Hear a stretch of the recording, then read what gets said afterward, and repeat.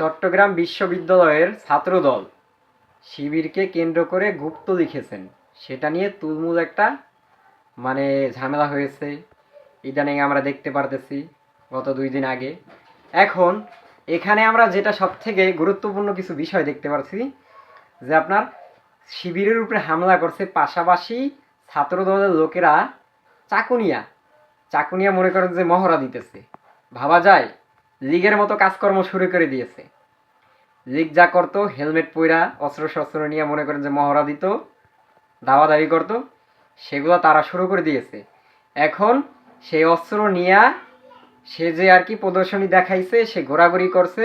সেই লোকটা আবার কি বলছে জানেন? এটা ছিল শিবিরের অস্ত্র, সেটা আমি কুড়াইয়া পাইছি, সেটা পুলিশের কাছে জমা দিতে গেতেছি।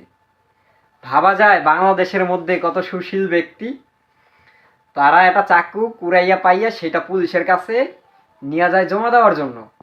যদি একটা পিস্তল হইতো, একটা বোমা হইতো, বুঝতাম না এটা পাইছে, এখন পুলিশের কাছে জানাইতে হইব। তারা চাকু নিয়ে সেই চাকুটা আবার দিতে যায়।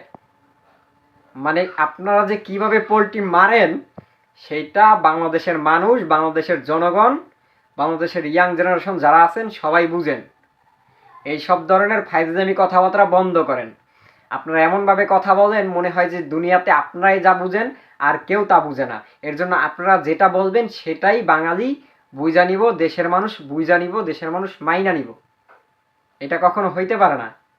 একটু নিজেদেরকে মোটামুটি বুদ্ধিমান ভাবুন, অতিরিক্ত বুদ্ধিমান ভাববেন না। তাহলে কথায় আছে না, অল্প বয়সে পাকলে বাল দুঃখ থাকে চিরকাল। আপনাদের ঠিক সেই অবস্থা হবে।